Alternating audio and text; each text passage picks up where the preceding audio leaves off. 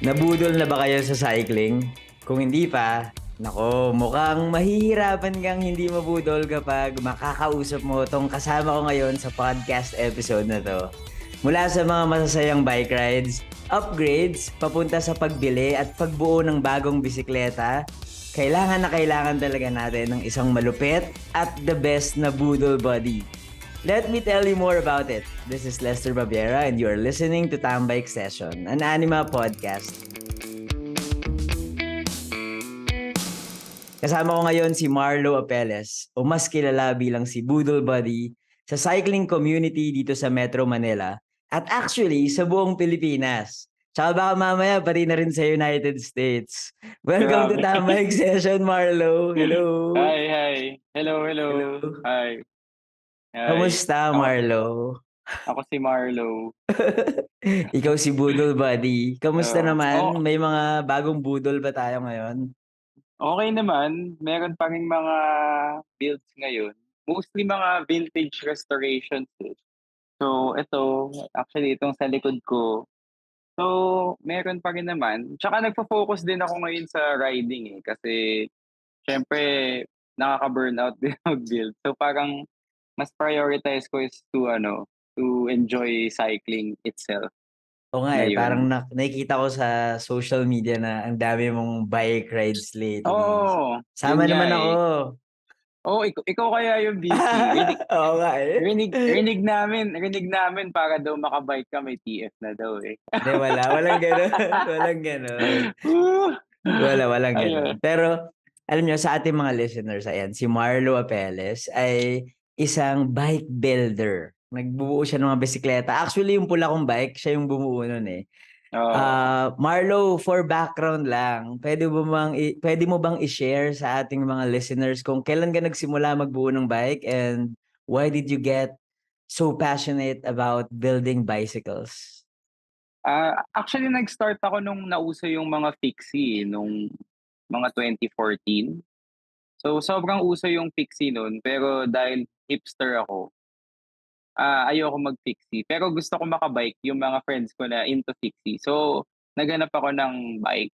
So, sakto naalala ko, may bike kami sa ewan ko kung saan nakatago yun, basta alala ko may vintage bike yung dad ko at that time. So, tinanong ko lang kung nasaan, ta's yung pala sobrang nakatago sa bodega. Ta's nung nilabas niya, nakita ko vintage bike, parang shit, sobrang natuwa ako. So, yun yung ginamit ko lang siya as an old bike to bike with yung mga fixie friends ko. Tapos, bit by bit, yung bike na yun, parang dun ko na rin natutunan paano siya ayusin.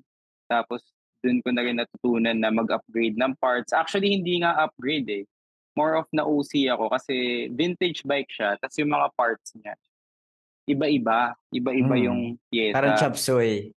Oo, parang chop suey. Like, kunyari, in modern times, parang kunyari, yung shifter ko, Ultegra, tapos yung rear derailleur niya, 105. So, parang nakaka-OC. So, Gusto mo nung ginagamit pare-pares ko yung yung, parang brand? oo. So, nung ginagamit ko yung bike na yun, parang slowly sa marketplace, mura pa kasi nun eh. Nagtitingin na ako ng mga, actually, sulit pa ata nun, sulit.ph. Sulit na, sobrang luma. Oo, at saka yung selling nun, sumali talaga ako sa maraming bike groups kasi alam ko wala pang marketplace dun eh. So talagang dapat abangis ka dun sa mga Facebook bike groups. So very active ka dapat dun sa mga bike groups na yun. So anyway, so dahil sa bike na yun, dun ako nag-start na maging curious about the parts and the building. Tapos ayun, nakahanap ako sa Facebook ng mga parts na hinahanap ko hanggang sa yung buong group set na vintage, nabuo ko. Like naging straight ano siya, Shimano 600 Arabesque. So, all silver siya, pare-parehas. Tapos yung nagkakabit talaga nung time na yun, ako talaga as in trial and error. Ta's yung dad ko tinuturuan din ako mag-ayos ng bike tsaka mag-build ng bike. So, Wala pang mga YouTube niya, no? So, experiment ka oo, talaga on your own. oo. Experiment tsaka turo. Meron naman sigurong YouTube pero hindi ko alam kung bakit hindi ako ma-YouTube dati. Matigas ata yung ulo ko, eh. So, Challenge siguro accepted. challenge bahala na. At saka I think yung mga vintage parts naman very straightforward, eh. So, medyo and very basic kasi yun talagang pinaka kumbaga pinaka-foundation ng mga modern group set ko. So, dahil natuto ako dun sa mga pinaka-basic, yung medyo fundamentals, I guess nakatulong din yun sa mga knowledge ko ngayon sa modern naman. So, anyway, dun nag-start. So, dahil nga sa Fixie, gusto ko sumali sa Fixie friends ko. Meron pala kaming lumang bike dito sa bahay ni Shiki. Tapos yun yung inayos ko. Pina-repaint ko pa yun actually.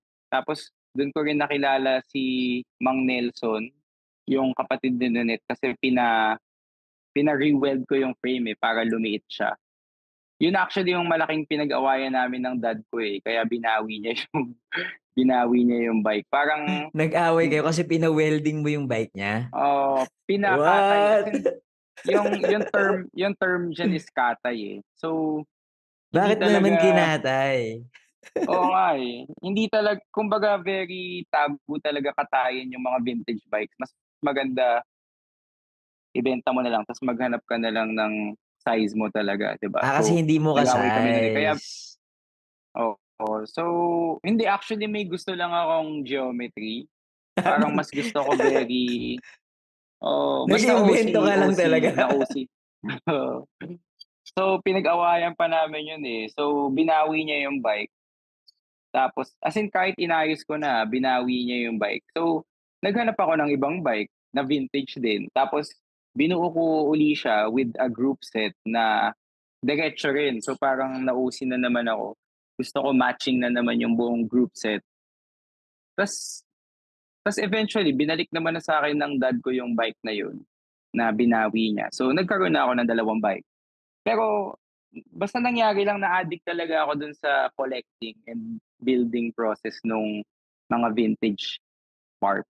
Kaya ata nagtuloy-tuloy. So, inuna ko muna yung dun sa dad ko, 'di ba? Tapos tapos nag-collect na naman ako ng vintage parts dito sa second bike. Tapos after nun, gusto ko na naman mag-build ng bike. Tas gusto ko na naman medyo matching na naman siya. So, dun na yung bike na nung na-meet niyo ako, yung kulay blue na Sanrencio na bike.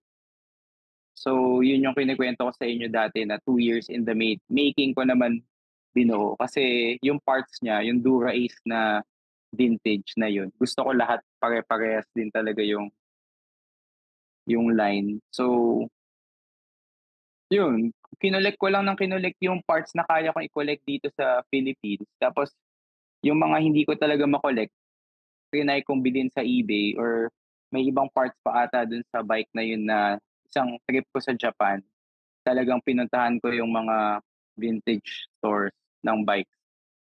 Pero grabe Marlo 'no? Parang ano, itong mga nagsimula 'to puro mga bisikleta mo lang, bisikleta ng tatay mo, Oo, sayo-sayo oo, lang. Pero kailan ka nagsimula na bumuo ng bisikleta ng ibang tao? Kasi magkaiba yun kapag bike oo. mo tapos bike ng ibang tao kasi iba na yung gumagamit nun, eh.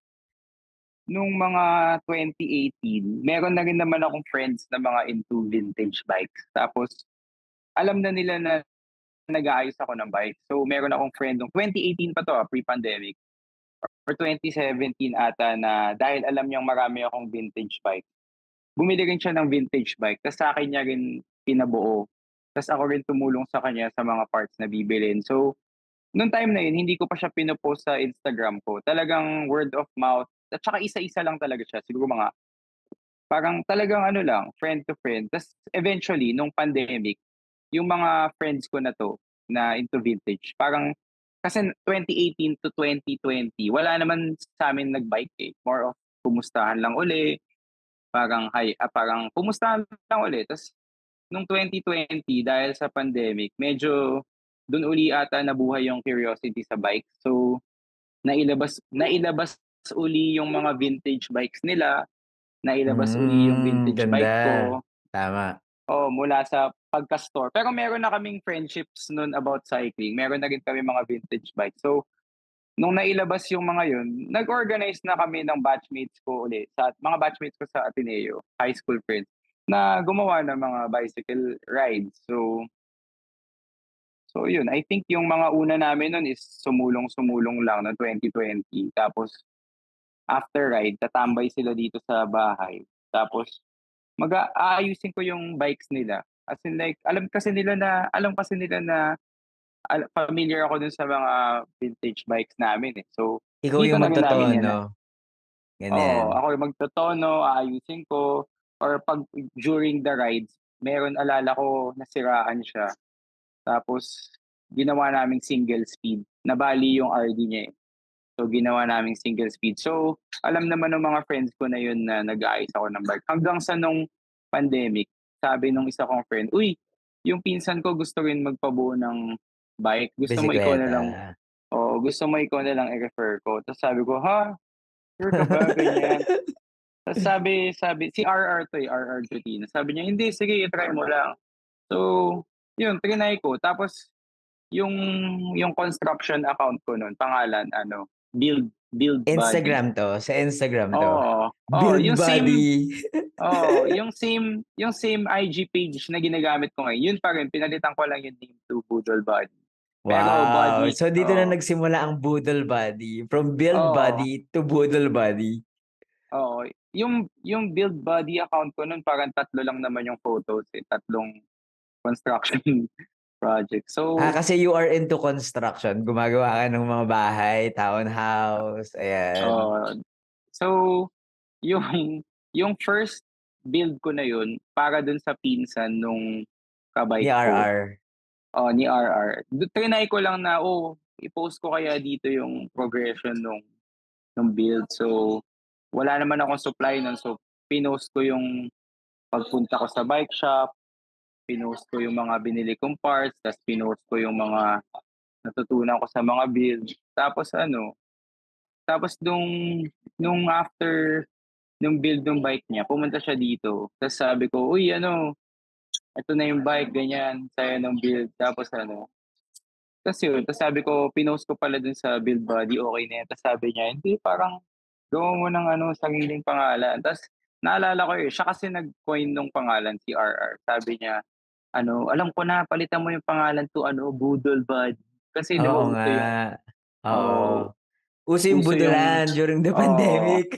parang very, very big word, very common word yung word na budulan nung mga 2020 or late, Oo. basta nung time na yun. So, siya yung nakaisip nun. So, pinalitan ko lang yung build to budol, pero body pa din. Tapos, dinelete ko na yung mga ibang photos ng construction. Tapos, naging bike na talaga siya. So yun, nag-start yung Budol Body from yung pa-build nung friend ko na yun for his cousin. Pero it's dahil din kasi alam na nga nila na medyo marunong naman ako sa mga I mean, yun, dahil nga nag-start din ako fixing their bikes early on. Kumbaga nag-start yung online, yung IG nung unang build na yun para sa pinsan ni RR. Sa mga listeners natin dyan, puntahan nyo yung Instagram ni Boodle Buddy. At Boodle Buddy PH. At sobrang gaganda ng mga bisikletang nandun. Lahat yun Salamat. binuo niya. Lahat yun binuo niya. Tapos, makikita nyo na meron talagang ah, personalities yung bawat bike. Merong bawat may istorya. Lahat ng bisikletang binubuo niya. So Marlo, ito over the years, 'di ba? Ang dami mo nang nabuong bisikleta. Bakit ka pa din ano mo yun, buti hindi ka nababurnout? O meron din naman from time to time? Meron, oo. Meron din naman. Like, kunyari ngayon, medyo, medyo nagsa-slow down din. Nabu-burnout din eh. Pero marami rin talagang times na kunyari, pag na-build ko yung bike, parang, shit, ang ganda nito. Yun talagang tuwan-tuwa ka dun sa, marami pa rin ganong moment. So parang, may mga times na parang feel ko, parang factory na build, build, build. Mm. Pero may mga bike builds din na sobrang nai-inspire uli ako. Tas naalala ko, parang bumabalik lang ako dun sa mga first time ko na nakakabuo ko ng bike tas na-amaze. Yung mga bikes na binubuo mo, para siyang artworks eh. Hindi lang siya yung tipong pumunta ka sa isang bike shop, babuo naman po ng bike. hindi siya kagaya ng mga Oo, other bicycles na binubuo randomly ng mga normal na bike shop. Yung sa'yo, parang salamat, work of art at parang very unique talaga personality salamat. ng biker. Marlo, ang tanong ko, mahirap bang gawin yon? Hindi siya ano eh, hindi siya common eh. Laging merong something nakakaiba. At gaano katagal yung pagbuo ng isang bisikleta? And sourcing pa lang, alam ko, medyo mahirap na yan. For me kasi, kunyari yung kinukuwento ko kanina na yung group set ng bike, yung piyesa niya, gusto ko pare-pareho. So parang yun pa lang, yung pinaka foundation niya is dapat matching. So other than matching yung group set, gusto ko rin yung mga color coordinations, yung mga accent colors or something, dapat medyo matching din sila lahat or Hmm. terno. Kung hindi man matching, terno, so parang complementary colors. So tina-try ko lang rin hindi maging sobrang wild. Tina-try ko maging terno talaga yung buong bike, not just dun sa group set. Not just sa group set, pero sa colors din. Although ngayon sinasadya ko rin sa mga ibang build ko yung ano, eh, yung parang talagang random color. Colors. Pa Oo, as in like kahit hindi terno, as in like ano lang, random kaboom lang. Marlo, ito, So, depende rin talaga sa mood. yung passion mo sa pagbuo ng bisikleta, sobrang intense na napunta ka pa sa United States of America Oo, para ano yun, nag-enroll ka ba? Para oo. can you share to us ano yung ginawa mo sa States na related sa biking? Ayun, before pandemic pa kasi, gusto ko talaga mag-ano, eto personal 'to, not even sa cycling, pero gusto ko talaga mag-extended trip abroad mag-isa. So, whatever reason, naghanap ako like kunyari yung day job ko kasi is sa construction kami nung dad ko. So one option was nakahanap ako ng ano, 1 month course, summer course siya about architecture introductory course siya on architecture tsaka urban design na hindi naman like sobrang course related. More of ano lang siya, usually mga vocationary course na pwede i-take. So that was one option. Pero nung pandemic, so pre-pandemic, gusto ko na talagang mag-extended trip. So, tas nung pandemic, syempre naging biking na yung linya ko. So mga 2022, early 2022, nag-search ako, oh, what if bike school na lang kaya yung i-take ko? Tapos yung original course na nahanap ko, kinuwento ko na ata 'to sa inyo dati 'di ba, na may nahanap akong frame building course kasi hindi ko magwe-welding nung bike frame mo sa US. So yun yung in-applyan ko. Ang maganda dun, pag-uwi mo, sa'yo na yung frames. That was the original plan. Eh, kaso lang nung nag-apply ako, ang meron na lang sila is yung parang professional, yung certified professional bike mechanic course kasi yung prof nila nag-retire. So ako, kahit kahit since nagba-bike build din naman ako, so very important din yung talagang certified ka na bike mechanic. Ta's at the same time siyempre iniisip ko parang, hindi naman ako certified of any kind, baka may matututunan ako dito. Tapos baka marami akong matututunan for sure. So yun na lang yung tinake ko na course. So, nag-take ako nung ano, certified bike mechanic course sa US. Nahanap ko siya sa United Bicycle Institute sa Oregon. Wow! Oo. So, yun na lang yung tinake ko. So, the plan was 45 days dapat yung buong trip, 3 weeks for the course. Pero nung pinaplan ko na kasi yung buong trip, kinuwento sa'kin nung isang mechanic din, taga-LU, si Geezer, si Orel. Kinuwento niya na may bike festival din sa end of April. So, nag-extend pa ako ng another 15 days. So, naging 60 days yung Ang buong sarap trip. naman ng buhay, gusto ko yan. Wala na nga akong ano, eh, naubos na lahat ng budget. Napunta dun, So, pero I'm sure oo. nag-enjoy ka at madami mong Pero natutunan. sobrang sobrang enjoy. So, kaya ko rin napili yung area na yun for the school kasi may relatives ako na malapit doon. Mga 4 hour drive Mm. kasi hindi naman siya sa North Oregon eh. Medyo South Oregon siya. Border na ng California. Tas San Francisco Ah, is medyo Northern California yung San Francisco. So, mas madali. So, pero so yun, nag-dorm ka pa, di ba? Oo, kasi dun sa 3 weeks, hindi naman ako puwedeng uwian, eh, 4 Yeah. hours. So, nag-dorm ako dun. So, yun nag-fly in ako sa San Francisco muna. Tapos the plan was ano, magte-train ako, pero pina-fly na ako ng tita ko, eh. Sabi niya mag-fly ka na to Oregon. So, yun yung nangyari.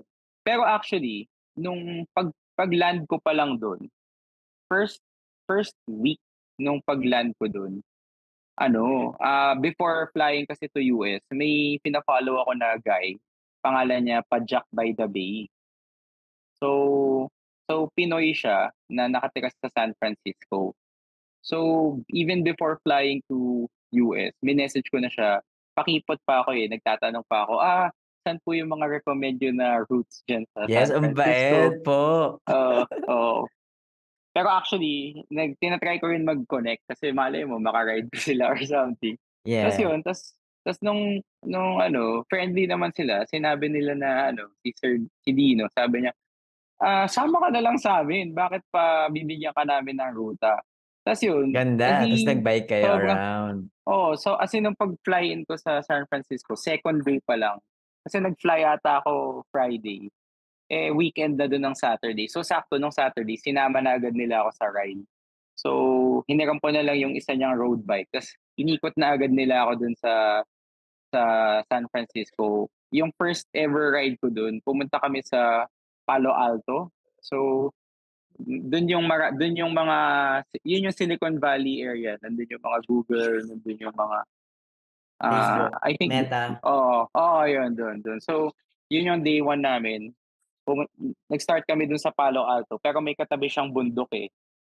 So, inakyat namin yung bundok. Tas ang lamig pa nun, March kasi yun, eh, first week of March. So, may ice pa pero sobrang ganda ng lugar kasi residential tas paakyat tapos medyo malamig.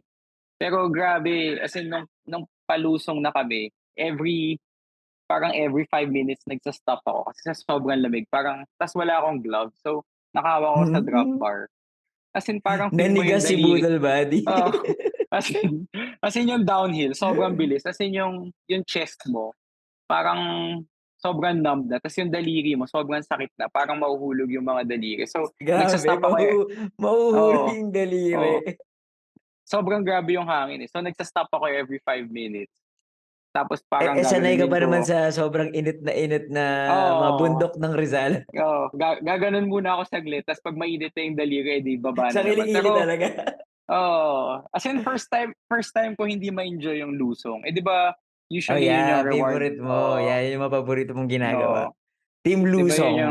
oo, di ba yun yung reward, yung lusong. So yun, first first days ko pa lang naka-ride na ako. Tapos yun meron pa akong another week before going to the school. Before Student Ah, Marlo. I think within the first and a half weeks, bumili pa ako ng bike. Bumili na rin ako ng bike kasi Nabudol ka na yung nga agad. oo. So, grabe puro bike talaga yung ginawa ko dun. So, first day pa lang nag-ride na kami. Tapos Mm, within another week nakabili ako ng bike. Tapos nag-fly na ako to Oregon to start mm. the school. Kamusta yung Tapos school, Marlo? Maganda yung naman, masaya naman. oo, maganda yung previous location kasi ng school was city sa Portland.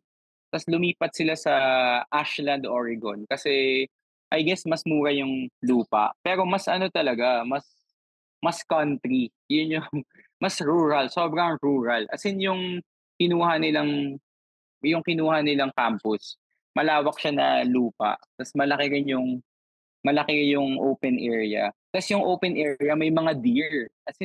May As mga, in may wild mga hayop.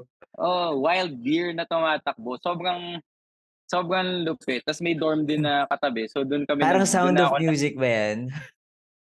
as in ano siya, valley. So parang mataas na mountains tas sa baba may maliit na town, yung Ashland Town. Tas nandun yung campus. So, yun normal ka ba kasi ang tagal ko na hindi nagso-school, eh, lampas 30 na ako, eh. So, siguro mga 15 years since yung last ko nag-school. Mukha ka So, naman daw 16. oo, salamat. So, yun typical kaba ta's buti na lang yung weekend before the school, may mga nag-dorm din ta's malamang yun na yung mga kaklase ko. So, may mga nakilala na ako.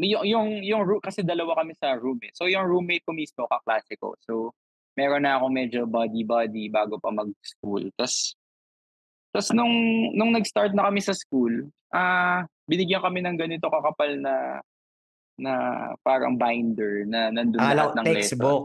Textbook. Oo, What? binder. Meron talaga, may binder na binigay. Grabe, Tas back to school talaga 'to, aral-aral oo. mode.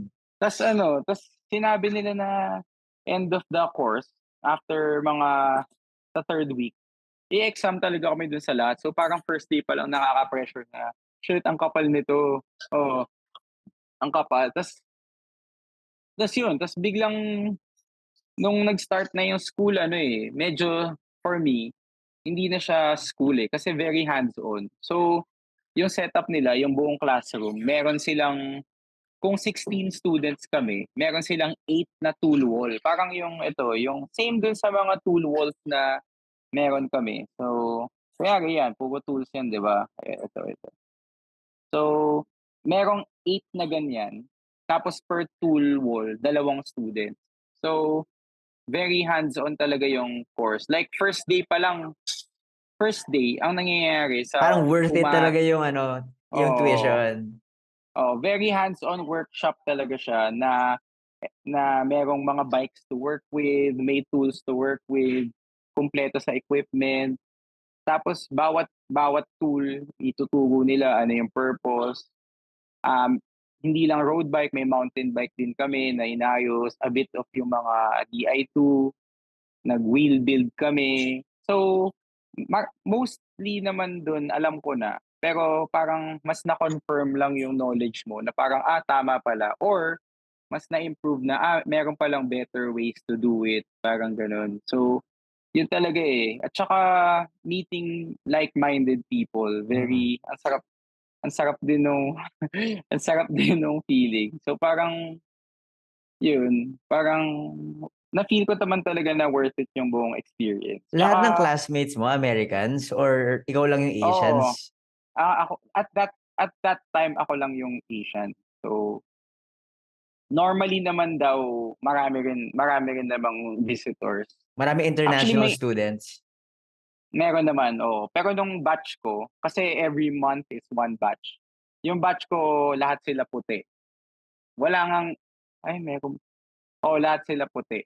Tas lahat sila either medyo bike mechanic na work or magtatayo ng bike shop or ano. So, ayun masaya din. May mga naging kaklase ako na very interesting fractals. Tas masaya kasi after school, dahil dahil late din mag-sunset dun, eh. I think mga 8 hindi pa nagsa-sunset. So, nagra-ride pa kami, eh.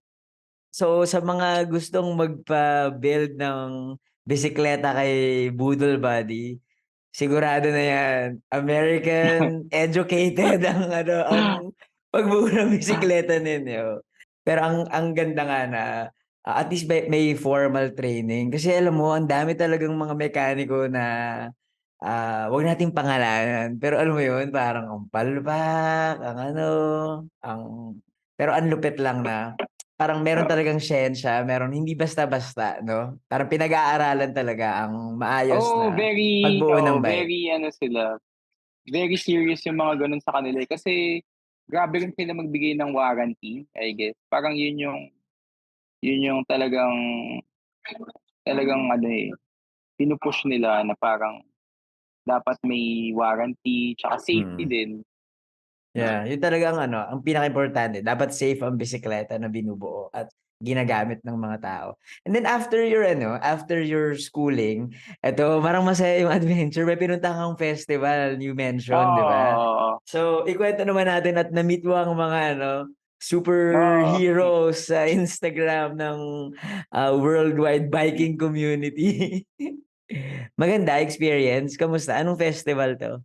Yung Sea Otter Festival, ano siya very big festival siya sa west side.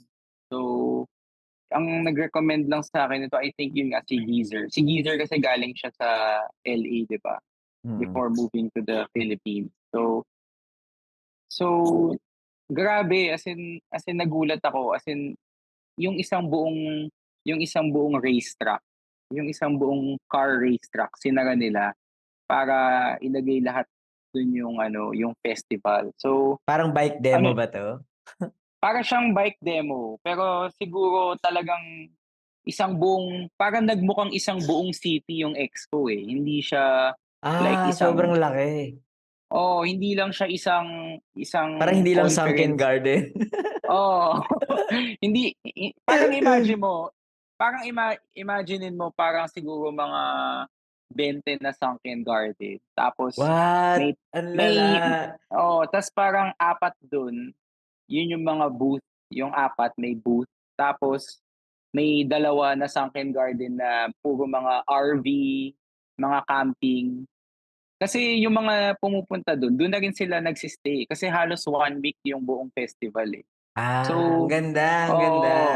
ang ganda. So yung mga pumupunta dun with their families, nagre-rent kung wala man sila, nagre-rent talaga sila ng RV or nagdadala sila dun with their tents, nagsi-Swift camp out sila. Tas meron talaga nagba-bike from all over US going there, tas nagka-camping sila. Ang ganda na Tapos experience. so dun na sila magsi-stay for 4 days. Tapos so yung hindi lang siya like expo, yung vibe din. Kasi like Parang kunyari music nagba-bike, festival talaga. parang music fest vibe siya. Kasi like kunyari nagba-bike din naman ako around dun sa mga RV or yung mga teachers ko dun sa school, meron din silang booth dun eh. So in-invite din nila ako dun sa camp nila. Tapos tapos makakakwentuhan mo sila. So ano siya, hindi lang siya parang expo na store, more of makikita mo talaga yung buong community. Tapos, nagre-race may races din, eh. So, dahil nga malaki yung area, may mountain bike race, may downhill na slalom, may gravel race. Yun, so sumali rin ako dun sa gravel race actually para magamit ko yung bike ko. I mean, for the experience lang, hindi ko nga I mean, ang bibilis nila, grabe. So Kumarera oo, pa. Alam mo, dami oo. mong parang all in yung ginawa mo sa Amerika. Oo. So, I mean nandun na, eh. So, sumali na rin ako sa race. Ta's kunyari grabe, grabe yung kunyari example, yung booth pa lang ng Specialized. Yung booth pa lang ng Specialized, nag-rent sila ng mga 8 booth. So, parang What? kalahating sunken garden, Specialized lang. Ta's nandun lahat yung buong line of bikes nila, ta's ganun din yung trek, tapos yung canyon, mga 4 na booth. Basta sobrang lalaki kasi ng mga nire-rent nila na booth. So, ang laki grabe yung scale. Marlo, yearly Nakakatawa. yan? Yearly nangyayari? Oo, pero yung pinuntahan ko kasi this year, ngayon yung malaki uli. Kasi nung 2021 and 22, nung 21 na-cancel pati 2020. Yung 2022 maliit lang daw yung naging festival dahil medyo pandemic pa, eh. So 50-50 pa yung mga tao. So ngayon talaga yung sobrang In-all in full blast, nila. oo, Yeah. full blast na uli. Tas ano yun, pumunta rin ako dun sa booth nung nakita ko yung sila Swift, yung mga bags, nakita ko yung Surly, nakita ko yung Richie. Tas dun sa area na yun, mafi-feel mo, eh, kasi yung mga medyo big corp na bike brands, nasa isang area sila lahat. Sila Specialized, Trek, sila Canyon, nandiyan sila. Tas parang merong hipster land, merong area dun na mga maliliit lang yung booth. pero mga indie na brand. So, wala nga yung Crust, eh, pero dun ko nakita yung Swift, dun ko nakita sila yung mga Paul, dun ko nakita sila Ultra Oo Romance. nga eh, nakita ko yung mga ano, idol. Gusto ko makita, na nakita ko, is yung team ng Swift, Okay. Swift Industry. Yung So, gumagawa ng mga bags. yung gumagawa ng bags. Actually, right after race, ano yun eh, pagod na pagod ako, tinutulak ko yung bike ko dun sa festival. Tapos may biglang lumapit sa akin na guy. Tapos sabi niya, oh, as in lumapit lang siya sa akin. Siya yung lumapit hindi ako Sabi niya, oh, nice handlebar bag. Tapos sabi ko, oh, thank you, ganyan. Tapos sabi niya, parang, how do you know about Swift, ganyan. Tapos sabi ko, Nakita niya yung bag mo na Swift. oo, Ang nakita niya. galing, ang galing. Tas sabi ko, parang it's a go-to bag in the Philippines, kaya tas sabi Tama. niya tas Parang ako yung sabi niya, kinikilig habang kinikwento mo ngayon oo, sobrang hindi ko siya kilala. Tas sabi niya, siya daw si Westeroni, siya yung international sales guy ng Swift. So naglalakad siya dun sa expo. Tapos tinitignan niya yung mga guys na may Swift. Tas kung meron kang Swift sa bag, binibigyan ka nila ng mga freebies. So binigyan nila ako ng Wow.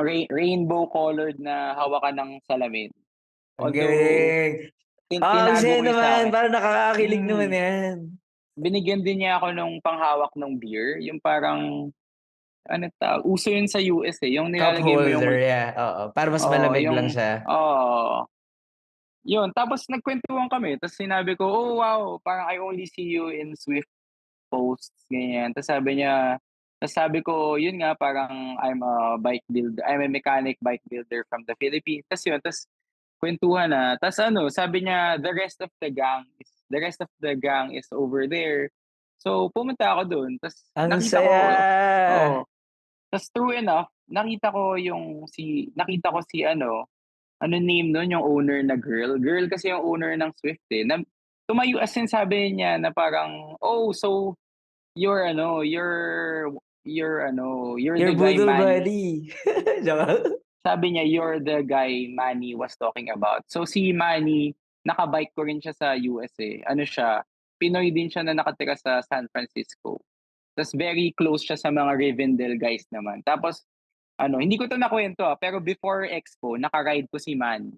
Tas si Manny kilala niya yung mga biking sa San Francisco. So, kinuwento na niya ako kay Swift, kinuwento na niya ako kay Pathless Pedal, sabi niya there's a Filipino guy na parang be nice to him, ganyan. So, nung nakita ko sila lahat sa Expo, lahat Kilala sila, ka "Oh, na nila. you're heads up." Sinasabi ko na nga ba, budol buddy, USA, alam na. Guys, na-heads upan na sila about me. So yung He's a si great guy from the Philippines, budol buddy Marlo Velez. loko-loko. So si Pathless Pedal nung nakita ko rin, lumapit ako parang, "Oy, hi, hi kabayan." Gumanon pa ako. Tapos Si mabait, Patles Pedal sobrang yung isang sikat na bike influencer, bike YouTuber oo, sa sa United States sa US. na Yun, Filipino. oo. Tapos yung pinakakinilig talaga ako si Ultra Romance si Yes, oo Ron. naman. Kasi Siyempre naman. siyempre, Siyempre naman. Idol. oo. Nakakatawa pa kasi ano yun, yung Richie na booth, sinabi nila na at this time magkakaroon ng mga bike influencers na pupunta sa booth nila at this time. So, ako, nagbakasakali, pumunta rin ako at that time to see sino yung nandun. So nakita ko dun sila Swift, nakita ko dun si Russ. Tapos si Russ, kwinento niya na dadating daw in a few minutes si Ultra Romance. O si Ronnie. So, nung naghihintay ako, may isang guy na dumating na naka-cross din siya, naka-cross na yung alumalit, yung bagong cross na aluminum. So nilapitan ko siya, tapos sabi ko, "Nice bike," ganyan. Tapos parang hindi ko tinatanong yung name niya, basta katabi ko lang siya na guy, matangkad siya na guy.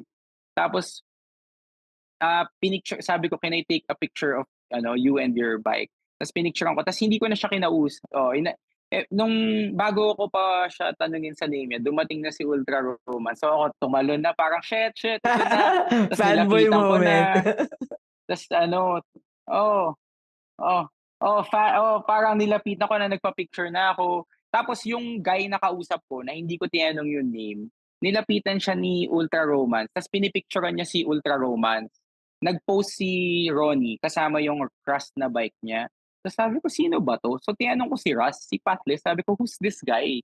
Ta's sabi niya, "Oh, ano name yun? Si John Prolly." Basta yung si Radavis. Putang ina, Radavis, grabe. oo, Wey, yun solid. yung idol ko. Oo, Hoy, as in hindi ba? as in hindi kasi si Radavis hindi ko naman siya kilala as the person, eh. Kilala ko siya Yeah, as oh. The Radavis. Radavis. Yeah, yung Tas yun website. pala si yun pala si John Josh Paul. Crowley ata or yung isa pa yung Weinberg. Basta isa dun sa dalawang active sabi ko, "Putang ina, nakakahiya." Parang medyo kinupal ko, parang hindi ko siya kinakausap kasi hindi ko talaga kilala. Yeah, sabagay ang alam lang naman natin is yung website, yung bylines nila and all. Oo, in a way naka-rub elbows ko na rin yung The I Radavis, know, pero hindi ko lang grabe. napakilala Ang yung sarili ko saya, kasi panalo.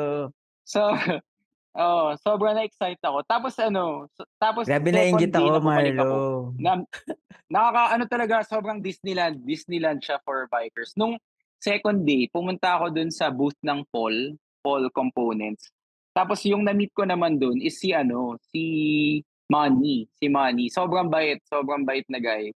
Very entertaining. So si Manny, nag-weld lang siya sa bahay. May ano siya, maliit lang siya na camper van, tapos nag-weld lang siya ng bikes. Dun Very siya chill nag-start. lang. Tapos Relax, relax lang. very chill. Tapos nandun kasi yung bike niya naka-display. So na-meet ko rin siya. Tapos naka-meet din ako, may nagpa-bike build din sa akin sa US Ay, actually. wow. Nagkaroon ng Budol Body Build US Oo. edition. Buti nga may dala akong decals kasi nagbakasakali lang ako na bibigyan ko dapat yung mga prof ko dun sa school. Nagdala rin ako ng decals. Tapos sakto may isang Pinoy na guy na minessage ako na, "Uy, nandito ka pala sa San Francisco, ganyan. Gusto mo mag-bike build?" Tapos sabi ko, shit, sobrang saya. Tapos sinundo niya ako sa bahay ng tita ko after na 'to ng school, sinundo niya ako sa bahay ng tita ko. Tapos pumunta kami sa bahay niya, architect, eh, so sobrang astig yung bahay din na Pinoy. Tapos very welcoming, tumambay kami, nagbi-beer kami habang nagbi-build, tapos sumakay pa ako sa Tesla niya, tapos nalagyan ko ng Wow. bumili pa kami ng ibang tools, eh, kasi kulang siya ng Mm. tools. Tapos yun, binild namin sa garahe niya yung bike. Saya naman, saya din. Grabe, Marlo, yung experience mo sa United States sobrang rich. And at the same time, I'm pretty sure na lahat ng knowledge, lahat ng inspiration na nakuha mo doon, nadala mo dito sa Pilipinas. So now that you're here, what's next for Budol Buddy? Ano ba yung, may mga other ganaps ka ba aside from the usual bike builds? Or magpa-build na ba ako ng bagong bike? Meron bang ano? Siguro yung isa sa mga nakita ko sa US is nag-volunteer din ako sa Bike Kitchen. So, Bike Kitchen is NGO siya. Fina-fund nung ibang IT companies yung kunyari per city, may fina-fund sila na Bike Kitchen. So, para siyang soup kitchen na nagbibigay ng free food sa homeless. Pero itong Bike Kitchen, ano siya, eh, puwede kayong mag-donate ng bike, ta's kung mechanic ka, puwede ka mag-volunteer. Tapos yung mga mas nangangailangan ng tulong with their bikes na hindi naman afford, puwede silang pumunta dun sa Bike Kitchen, ta's puwede silang bumili dun ng mga murang piyesa, magpaayos ng bike na mura lang. So, ta's volunteers yung mga mechanic. Nag-volunteer ako dun for mga 2 days ako nag-volunteer dun. 'Pag free time ko nagba-bike ako dun ta's tumutulong ako mag-mechanic. So, parang naisip ko, okey din na magkaroon ng gano'n sa Philippines. Parang NGO based na bike mechanic work. Hindi ko lang alam kung paano siya i-execute sa Philippines. Kaya yan. Kasi Tulungan Kasi ka namin. NGO eh. Pero ang mas tina-target ko rin ngayon is cafe. Mm. So so Yeah, meron pa let's rin na go. Let's do this. Alam ko oo, matagal mo na meron yung pangarap. matagal ko ng pangarap lang natatakot lang ako. Pero cafe siya cafe siya, pero dun ko na ililipat yung mga builds ko. So cafe siya everyday, pero kung may appointment for a build, at least meron na talagang location. Pero hindi na Tapos, sa bahay mo. hindi na sa bahay. Tapos kung mag-cafe ka man dun, at least puwede mo makita yung mga builds, yung mga iba kong bike puwede ko rin i-display na dun. So, Masarap si para Marlo siyang magtimpla ng kape. So, pag nagbe-build ng bike, lagi yung nagpapakape sa mga salamat. kliyente niya. So sana matuloy cafe na na may mga bike display na mga vintage, may mga tools. So very interactive siya, eh. I mean makikita mo yung mga tools, makikita mo yung view. So so parang yun yung dini-dream ko ngayon. Although walang anything. As in hanggang dream lang. Hindi yan kaya. I'm Pero pretty sure it's coming mm, soon. Sobrang excited ako dyan and mm, abangan ko ha, abangan natin yan. Invite mo ko sa opening, Marlo oo, ah. libre, oo. Ayan, ayan, Oo nakaka-excite. And I'm pretty sure naman, 'wag mo more ko singilin, Oo naman. And more budol body builds this year, I guess. Kung meron diyang mga gusto magpabuo ng bike or pa-repair ng bike or kahit tumambay lang dito, message niyo lang ako. Mm. Yun ano Instagram, naman, 'di ba? open naman At yung doors. Budol Body Oo, PH. oo, open naman yung doors. So, At iwe-welcome ayun, kayo ng dalawang aso hmm, ni Marlo Apeles. At may 4 na tuta. apat na tuta ng anak mo nga. Oo, Ayan. Alam nyo, madami talaga ako natutunan dito kay Budol Buddy. At madami rin siyang interesting stories. At always, willing akong magpabudol sa kanya. He's really one of those cyclists na very helpful pagdating sa mga bike questions nyo. And for sure, hindi kayo bubudulin at ipapahamak. Marlo, maraming maraming salamat for accepting my invitation, ha? salamat din sa invite. Sige, Sana ayan. okey yung kuwento. Oo, at magpabudol na kayo kay Marlo. Sobrang Hmm, worth it. salamat. To our listeners, thank you very much for joining us in this fun conversation. Sana may natutunan kayo sa amin. Magkwentuhan tayo ulit sa susunod na episode ng Tambay Session. Bye-bye.